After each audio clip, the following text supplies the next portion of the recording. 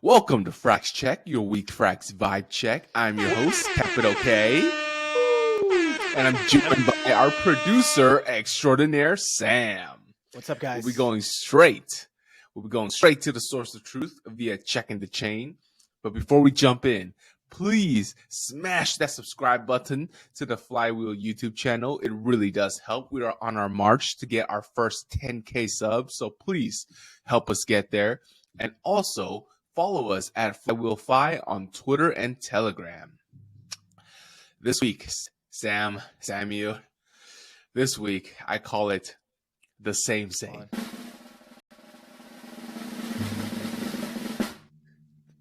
I call it the same. As the name suggests, this week, things are pretty much same.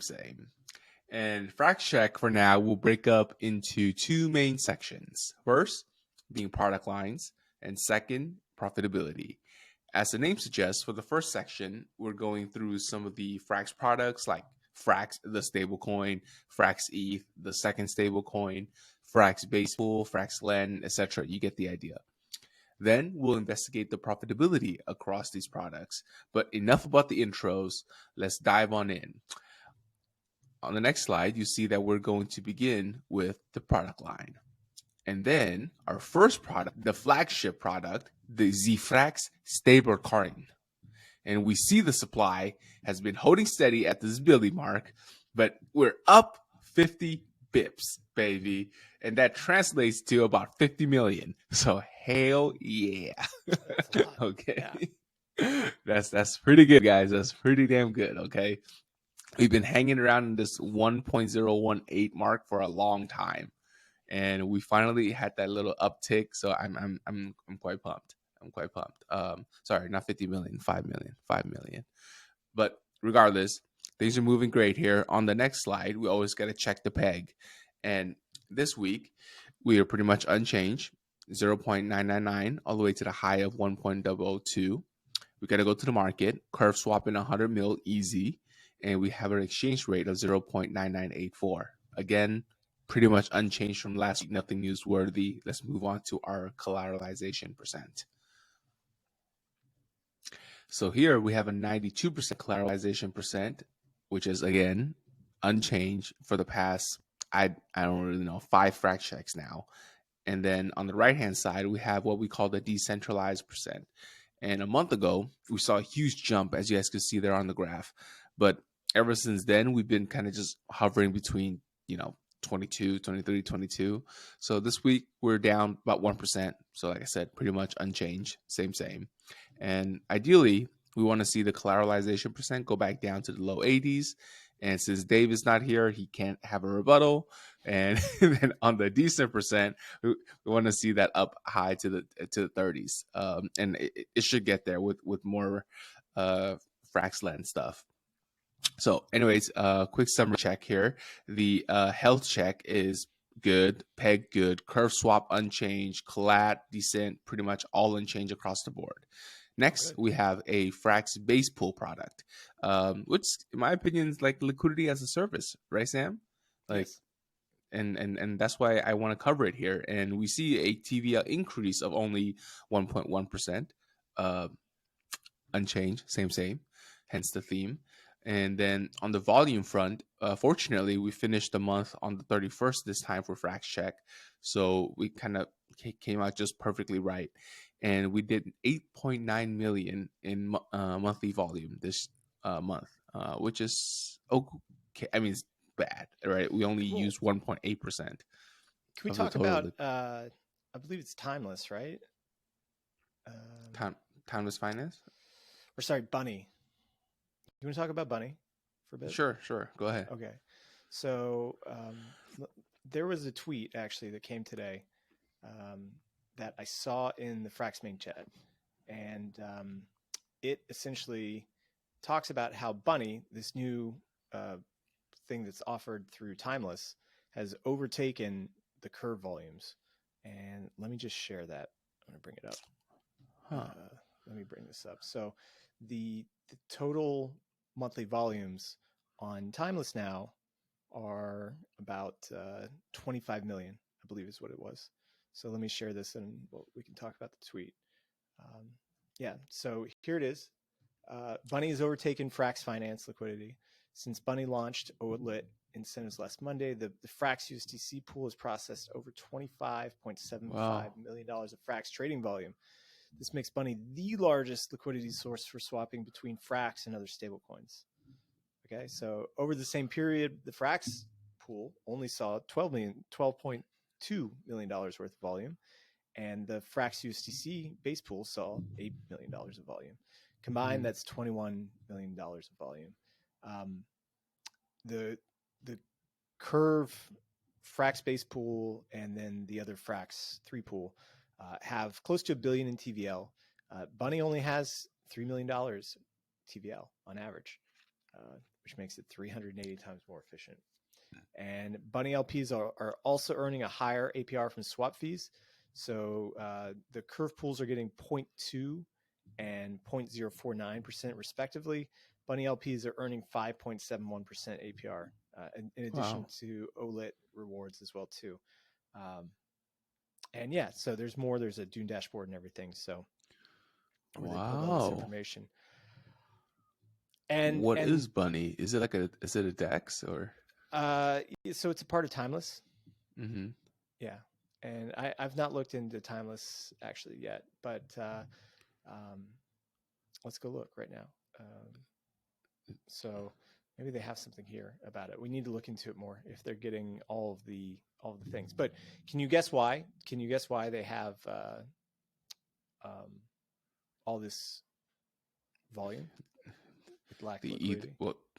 I'm just gonna call it either A, they manage a way to get plugged into the routers and somehow that's there, or second, there's some incentivized trading going on. Well, third option is that their pool, their Frax USDC Bunny pool, has a 0.01% fee. So I mean, Curve has what? Curve's fees are 4 times higher. So Curve has a 0.04% fee or 0.05% fee for the Frax base pools. But Timeless has come out with a 0.01% fee. So 1 basis point on all trades, which makes it should be the cheapest way to swap back and forth between Frax USDC, Frax and USDC anywhere on chain. And that's probably where most of the volume is coming from. Now, the question then goes... I don't think so, bro. I don't think so. Because it's only 3 million TVL. So, like, no matter what, like, you would have to do it multiple times in super small amounts. So... Yeah, I found the link to Bunny. So, look, Frax USDC, it has... You're still on the Twitter page. Oops. Yeah. It's the wrong... 1 second. Here's Bunny, right? So it has $3.5 million in TVL right now, and look at the range: 0.99993 to 99997, and interesting stuff. Yes. Yeah. We'll dig into this after. We'll come back to that. We'll come back. But look, you see, it's got a 0.01% fee. Yeah, I see that. I just can't believe people be like, "Oh my God, it's 0.01, so I'm going to trade a ton of Frax USDC." I mean, look at the volume. The volume's done $3.5 million in the past 24 hours, which is pretty decent. That's really good, actually. So it's taking a lot of volume away from the Frax base pool, which would normally go there. And we'll go back to regularly programmed information now. So that's interesting, isn't it? Yeah, no, that was good take. So let's go into the next slide then, yeah? Let me catch up. Yes, on the next slide, we're going to see a yield and bribe section I recently added here. And the reason being is that I kind of wanted to see what we were paying, what we're getting.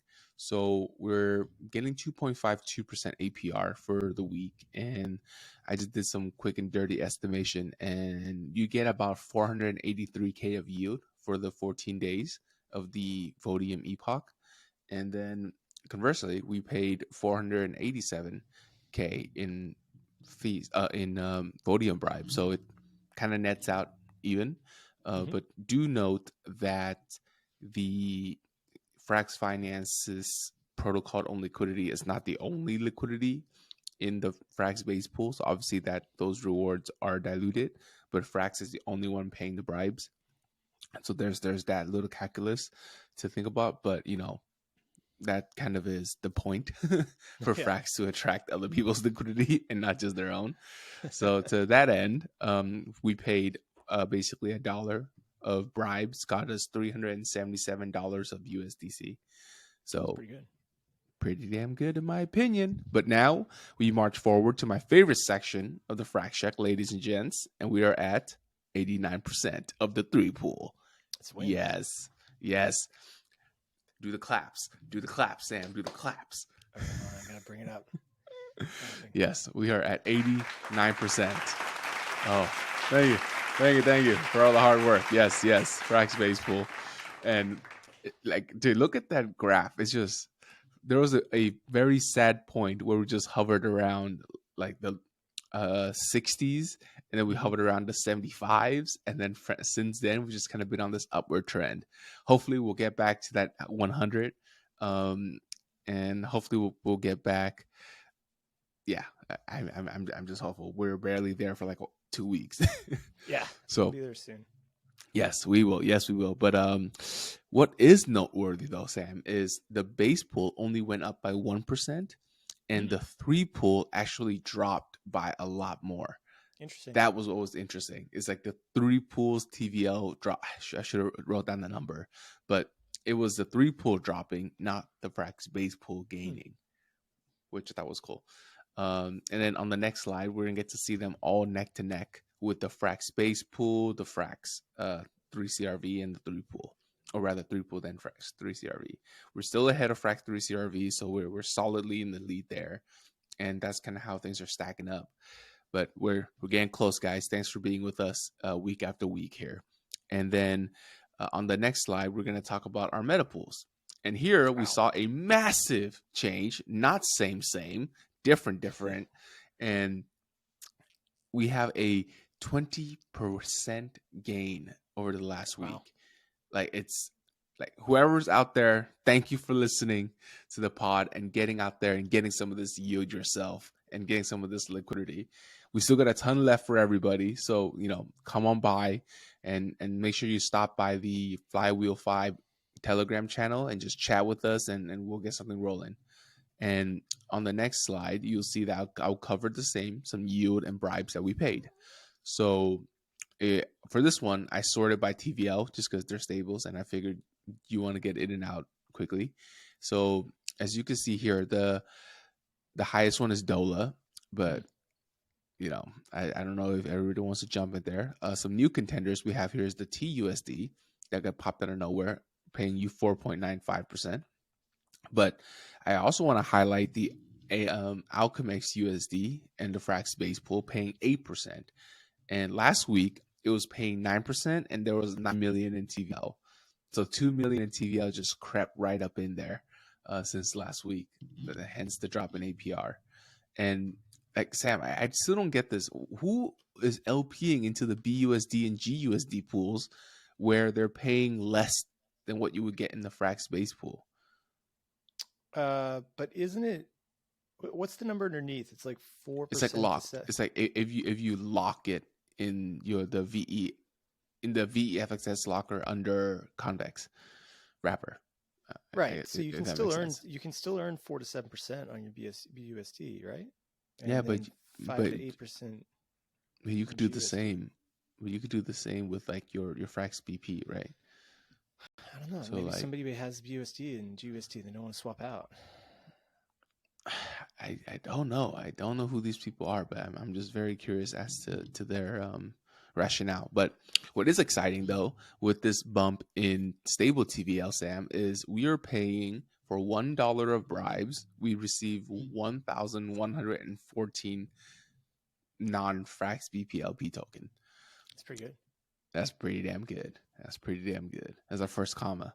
Okay, so moving on. We also have non-stable pairs that could be paired with the Frax base pool. And we saw a nice bump here too at 6%, up to 16.8 million from 15.8 last week.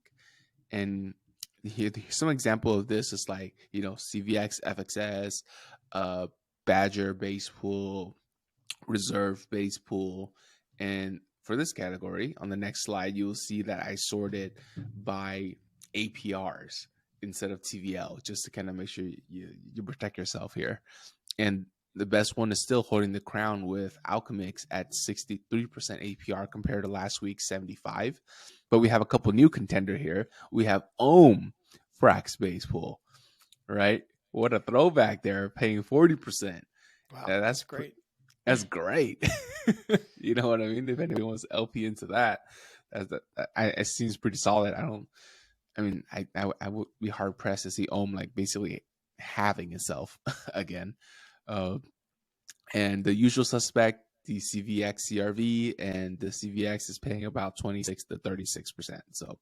So there you have it, pretty much unchanged for the week on the yield front. And when we add all these stables and non-stables TVL up, we have a total of 70.5 million liquidity paired, as you can see on the next slide, which is up about, we have 82.8 million, which is up 17% for the week here. Wow, that's great. That's great, right? Stables, yeah.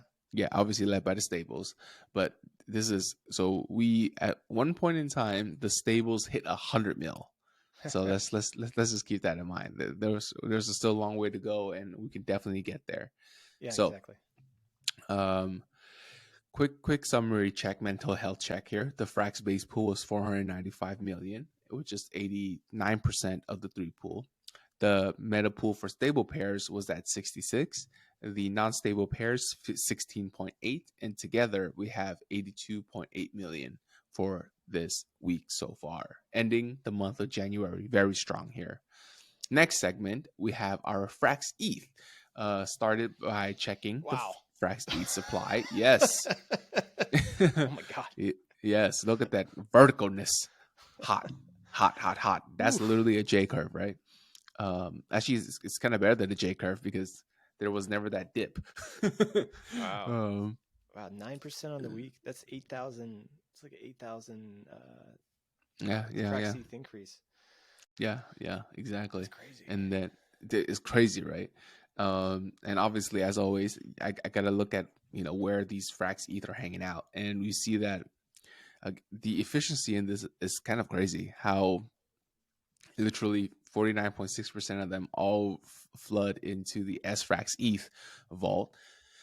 Then the other side, they have the Curve LP hanging out there, earning some nice CVX, CRV, and FXS yield. And so, as you can see, not much changed in both those splits here, but we do have 1.7% of Frax ETH just floating in the ether. I'm not quite sure where. Testing or something. I mean, it's 1,400 ETH. I mean, it's a sizable amount. Yeah, that's a good chunk of ETH. I should find out if it's just one person or if it's like a consortium of just people who are just holding Frax ETH. But thank you for contributing. And as always, we have to check the peg. On the next slide, you'll see that the peg is as strong as it could be. You see a price delta of literally 0.0001 between Frax ETH and ETH. It really can't get stronger than that. But obviously, we cannot just trust the peg. We have to go to the market, and we try to swap 3,500 Frax ETH, which is the amount of the largest Frax ETH holder. So good. The exchange rate is great. It's pretty much unchanged from last week. And as mentioned, we broke the 100 mil TVL like 2 weeks ago, and now we're solidly at 122. 9 solid figures, baby. So far, so good. But let's see how we stack up with the other game in town, right? And you'll see on the next slide that we cover a LSD market landscape. And as expected, Lido's in the lead with 29% of the market. But you can see that Frax remained the highest 30-day delta in the group so far. Sam, did you go to the next slide? I can't see on my is it end. frozen? Is it? Yeah. Hold on a second. Let's try this again. Yeah. We had this issue last time, and it means that something is happening with the reset. Let's try this again. Okay, can you see? One sec. Yes, I see it now. Okay, should I restart that transition? No, let's just go. So, I mean, we're rolling. We're rolling. Frax is nice. We have a big gap now. I mean, look, let's go back. There's like 81,000. Yeah, 81,000. There's a big gap. So I was gonna bring that up. What's going on here? We have like a 15,000 gap. It takes time. I mean, it takes a week or 2 weeks or 3 weeks even to get all these validators like in the queue and added, right? Yeah, but dude, remember I had asked Jack this exact question during our pod, and he was like, "No, we set up the system. We could totally handle like all the volume that can come in." I was like, "All right, man." But this is just a problem of what their own success, right? It's like we're growing too fast. It's pretty cool, yes, it is pretty cool. It is pretty cool. So we should next week we should definitely have the flip. So as you guys can see, we are now in the top 3 for sure. And this is the Frax. This is the market share landscape. We're currently owning 0.41% of the total market, and that's an increase of about 10% or 11% from last week. So we're climbing the charts fast, like real fast. And a key reason why is you'll see that the one department where Frax is just dominating is the yield department. And you'll see that on the next slide where I kind of tabulate it for you guys. And right there, 7.18% above like neck, shoulder, chest, arms, legs, knees, feet, everything above the next competition, which is stake-wise at 4.91%. And that's just awesome to see. That's awesome. That's just awesome to see, right? And that's with the lag, and that's with having like 15,000 ETH not staked. Yeah, true. The power of the flywheel. All right, and then you see here we are the best game in town. So come get some of this good. Quick mental sanity check. We have the peg check strong, curve swap strong, count is up only, and the stake percent is a nice healthy 49%. So in the next section, we have our Frax Lend, ladies and gents. And we snatched a nice TL of 233 mil with 50.5 mil in borrowed Frax. Normally, I like to look at 2 charts here, collateral value and supply value, as these are indicators and a proxy for confidence in the protocol. And as you can see, they're both literally vertical and to the right. Kind of love that. But what I start thinking about this is, I don't know if this is what peak performance looks like, but we're at 81% utilization rate, which is an increase of 8% from last week. And I don't know, is that peak performance? Because remember, utilization rate is simply the amount of supply of Frax available and the amount borrowed. So the amount borrowed divided by the amount available is the way I kind of like to use the utilization rate, and it's at 81.5. I think it's a little early. Like, you have to assume with like the AMOs are going to expand. The AMOs can expand infinitely, right? And it's just a matter of like putting up for a DAO vote. So like, I think I don't know. I think the utilization rate probably is good. If it was higher, it would probably mean that like the AMOs need to be expanded more. And if it was lower, then it's fine. But I think the 80% is what they're targeting. So I'm glad you brought that up, because on the next slide, you'll see that I broke down the 12 pairs that we have on Frax Lend, as well as the supply and borrow APY. So like, if you were to compare it across the board, if you had Frax and you look at the Frax base pool and like we saw that, for you to be with pristine collateral, which is USDC, we're going to pay you 2.5. But if you want to come here and be the second most pristine collateral, which is ETH, you have SFrax ETH paying you a whopping 9%. Right? And clearly, you know where to put your Frax. At least I would know where to put my Frax.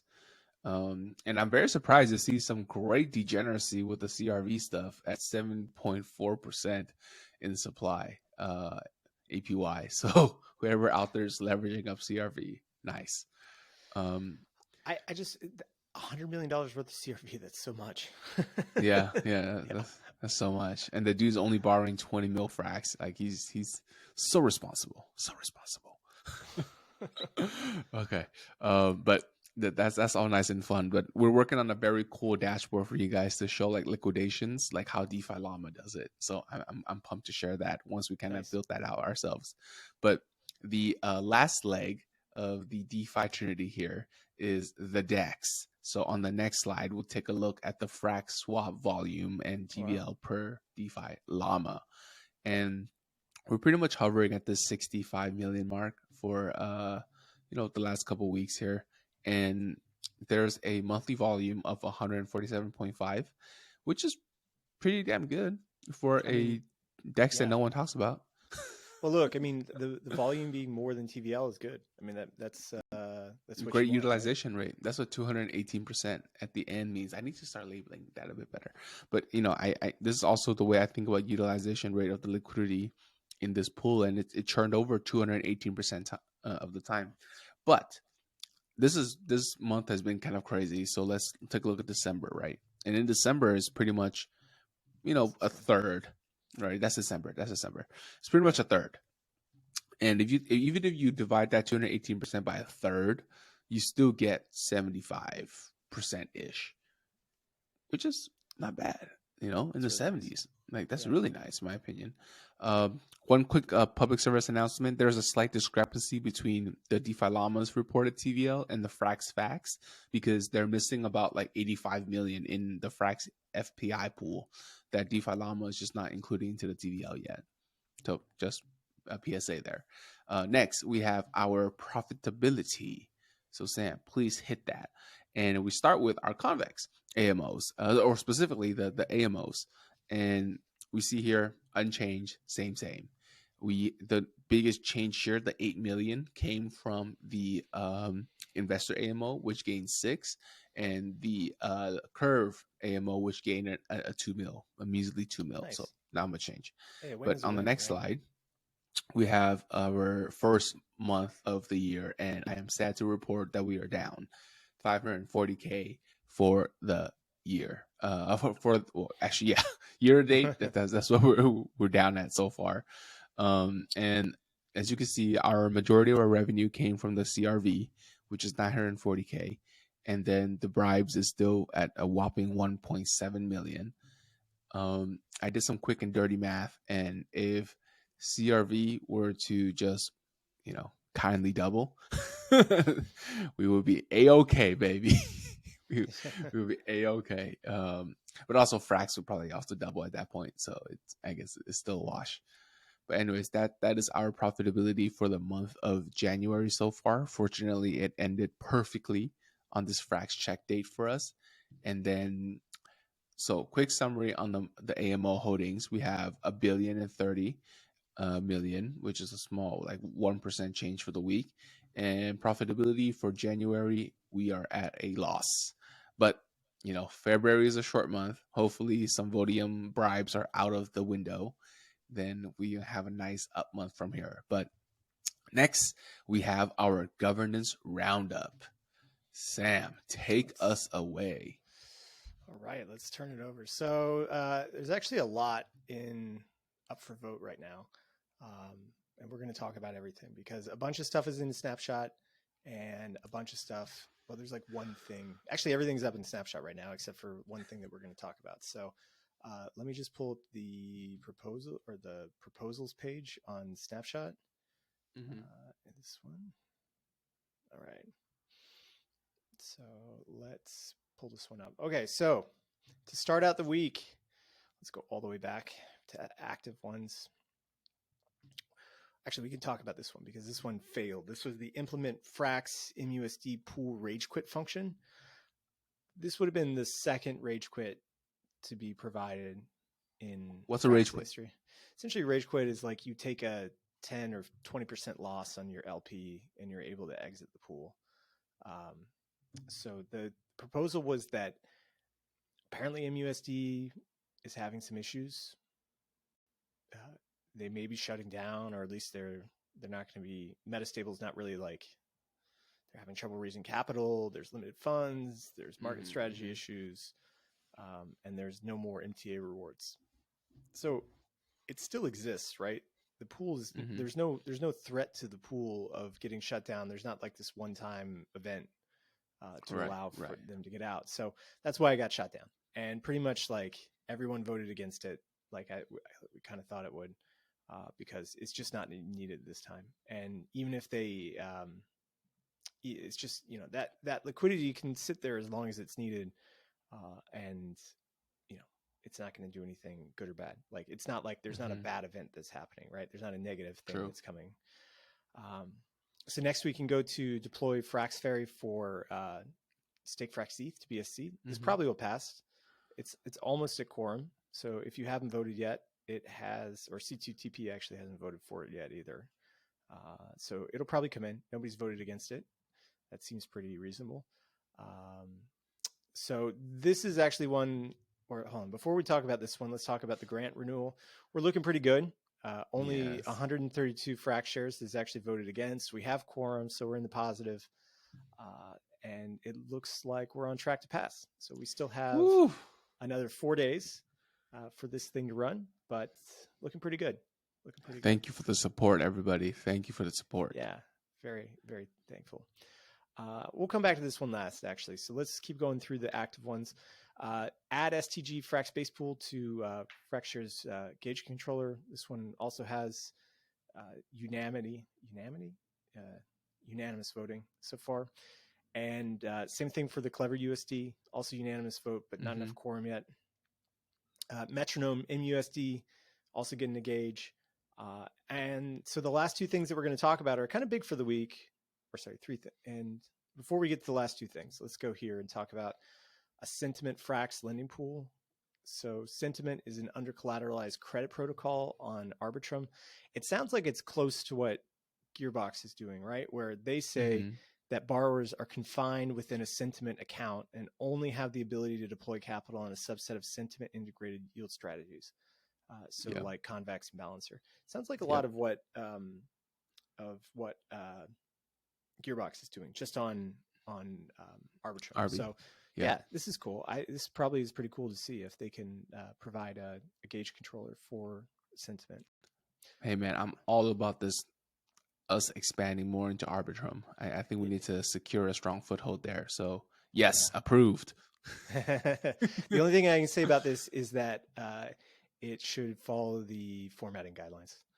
That's posting here. Like if you look at anything else, like there's nice formatting that we have for all of this, and you can do some markup. So OX Snarks, maybe ask Nader to go back and fix it up for you so it looks nice and pretty.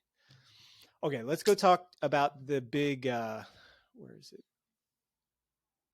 Not the Flywheel grant. Okay, I don't have it here. Let's just go to the proposal page and we can talk about it.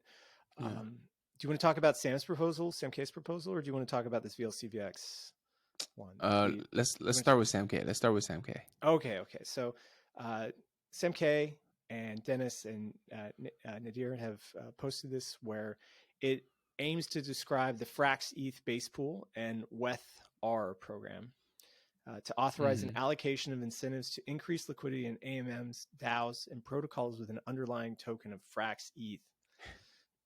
Okay, so we all know what Frax ETH's done. It's done some cool stuff. We just covered it about how fast it's growing. It's amazing. We all love it. What they're proposing here is that they allocate a budget for incentives to increase liquidity in AMMs with the underlying tokens of Frax ETH. So Frax ETH is excluded from this because it receives its own rewards, and it can have other independent incentives through the gauge system. So the Frax ETH incentives include bribing gauge votes and then voting with protocol power.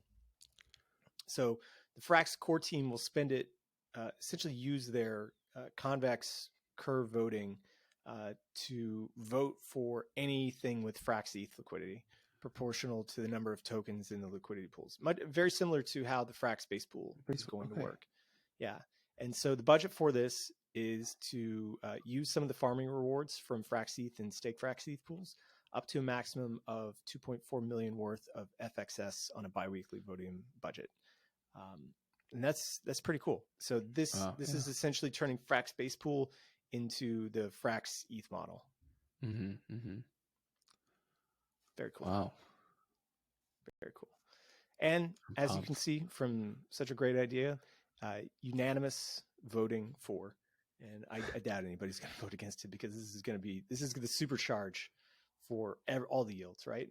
So the idea is that you're paying people who create these liquidity pools with Frax ETH to just use Frax ETH and not stake Frax ETH, and then you pay them for that liquidity.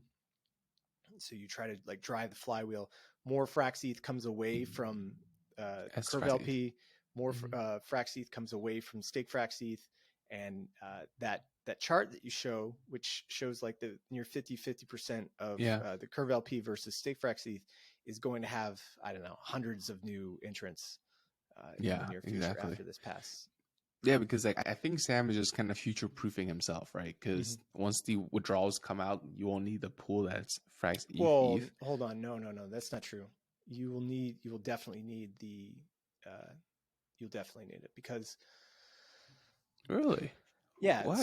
So I saw some research on like the amount of withdrawal times, or like expected withdrawal times after Shanghai comes out. It's probably going to be somewhere between like 30 days at the minimum to even like 70 to 80 days at the maximum on average. So maybe let's just say 2 months. It's going to take 2 months to withdraw your ETH or your Frax ETH back to ETH. So a lot of people won't want to do that, and they'll just want to sell through the Curve LP. Sure. And so like as ETH staking grows even further and more ETH gets staked, that withdrawal time kind of like gets longer and longer. And so that's fair. But once we kind of figure out like an equilibrium, like I think there will be a cap on what the TVL of a Frax ETH pool should be. Like I'm much more excited about like the Frax ETH base pool being paired against everything else, because that is like unlimited. Well, remember this is like, as the TVL of Frax ETH goes up, the amount of rewards that Frax shareholders get goes up, which means that the value of Frax shares should go up, which means that the rewards being paid out through the voting bribes get even bigger, which draws in more TVL. It's just the biggest flywheel that has ever been created in crypto so far. Yeah. Let the fun begin. Okay, exactly. Next. Yeah.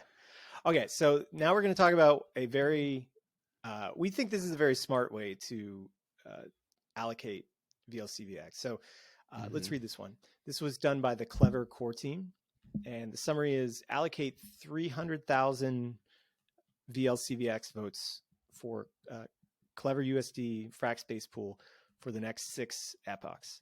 So an epoch is 2 weeks. So in this case, it would be for 3 months. And Kiet has done some back of the napkin math about how much this actually is. And what did you come up with, Kiet?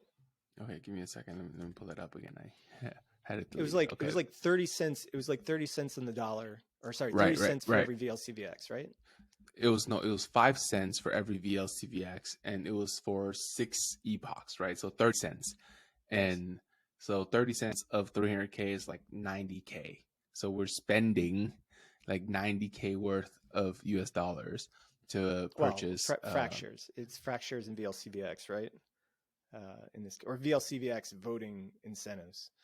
So we're not actually. We would receive back the FXS. So right. So we're not actually spending anything here. I think that's the important part. Is that the only thing that we're doing is just setting aside a specific amount of VLCVX votes, which is what we vote with, to then determine emissions from Convex and Curve. But that's not true, Sam, because we do receive revenue for that, because that's our Frax FXS rebate from all the bribes we pay. Right. So that $90,000 worth of FXS could have came back to the treasury, but CRV, instead CRV and CVX. No, FXS. When we vibe, when we bribe vote lock CVS with but yes, but it doesn't matter. But when we bribe with FXS through Vodium, and then we vote on that gauge, we get a bit of that back as FXS rebates. So yeah. if this proposal didn't we're exist, just shifting. They want us to shift. They want us to shift 300,000 vote lock CVX votes for the next 12 weeks. And just to skip ahead, we'll come back to actually what Clever does. So just to skip ahead, so in return for doing this, Clever is offering Frax 15,000 Clever tokens, or 0.75% of the supply, vested over 3 months from the first vote. And so I think this is really smart, because we're going to get into what Clever does in a minute. But what they're asking for is like, hey, incentivize our pools to bootstrap liquidity in the first 3 months, and we'll give you near 1% of the supply. And then you're going to be a partner with us for the rest of however long this protocol runs for. Very, very smart. Yeah, I mean, I'm fine with it, because we're kind of getting it in at like a 12 million valuation. So yeah. So let's read about Clever. So Clever is a risk minimized lending platform for high quality tokens such as CVX and Frax. It sounds like you're able to use your convex pools to then borrow against them. So Clever Frax allows users to mint Clever USD against several Frax-based stablecoin collateral strategies. So you deposit Frax-based CVX Frax-based pool into Clever, and then you're able to mint up a maximum TVL and independent yield, which allows for leverage, because you can borrow Clever USD against it and then repeat the process. It's very cool. We're going to see some big upticks in Frax supply soon from these leverage strategies. And so what's cool about it is that all the yields that are earned through Convex are then swapped into Frax, and then that's used to pay down the Clever USD system debt 1-to-1. So let's say you have $1 million worth of Frax base pool, you could deposit it here and then borrow up to, I don't know, let's say maybe they have an 80% LTV. You can borrow $800,000 and then leverage that up and, loop the process a bunch of times. And then your debt is then paid back down by the Frax you receive, which is very cool. So there's very low, like your liquidation risk is always being lowered. And eventually it's almost like an Alchemix loan where eventually it's paid back. So it's actually kind of similar to Alchemix, except they're using Convex here to pay down your debt. Yeah. I think it's a fun product to see. Yeah. So let's skip ahead. They talk a lot more about it. So just on the tokenomics, right? Native, they probably take a fee. So Clever applies fees to the collateral token harvest yield. And then that's distributed to VE CLV holders. So by providing 12 weeks worth of vote incentives, we'll have a eternal stream of revenue coming from Clever, which is very smart. If you're a protocol out there and you're looking for ways to get integrated into the Frax community, this is definitely one of them. Like, it's essentially a token swap for liquidity bootstrapping in the first few months, which is honestly like one of the hardest problems in all of crypto, which is like, how do I bootstrap liquidity for my token? And this is pretty cool. Yeah, very smart way to kind of just help a lot of people plug. I love these like middleware products, Yeah. So really, really, really interesting. Go and read the whole stuff, the whole snapshot listing here, because there's some more stuff that we didn't talk about. So about the LTVs and also some of the other stuff about the bond system that they're going to have. Definitely worth the read. The 176 that voted against is probably just didn't read it because it sounds really nice. No, sorry, this is staked out. Staked out lockers. You guys just didn't read the proposal. I mean, and this guy X0x37B1. Yeah. So what do you think about this, Kiet? I think just based on the concept and the math alone, in my opinion, it's kind of worth it, because Frax wants more people to incorporate, like, just call this 90K almost like a grant, right? Like, right. Except it's not really being paid out, and it's streamed over 6 epochs. That doesn't mean like on epoch number 3, when we see that this project is no good, we come in and change it and be like, guys, we cancel this proposal, right? So I don't see a downside, or rather I see a very limited downside, because we can change at any minute, and I think we should kind of go for it. Yeah. So like if you're a protocol out there that's looking to integrate Frax, this is a great model. You know, we're essentially paying for liquidity in return for tokens, which is pretty cool. You're going to do it anyways. It's like, this is like institutional yield farming, where instead of distributing tokens to like retail through a yield farming program, now those clever tokens are just getting sent to Frax, and then we're going to use our voting power. It's a very smart model. I like it a lot. Agreed. Yeah. What else do we have? Or is that that's it? Well, then, no, that's it for the week. Nice. There's a lot of stuff going on, and those two actually are pretty bullish. I think people are sleeping on the Frax ETH thing. We're going to cover it tomorrow in depth, or sorry, we're going to cover it Thursday in depth, and hell yeah, dig into it a little bit more. And maybe we can have Clever on this week as well too.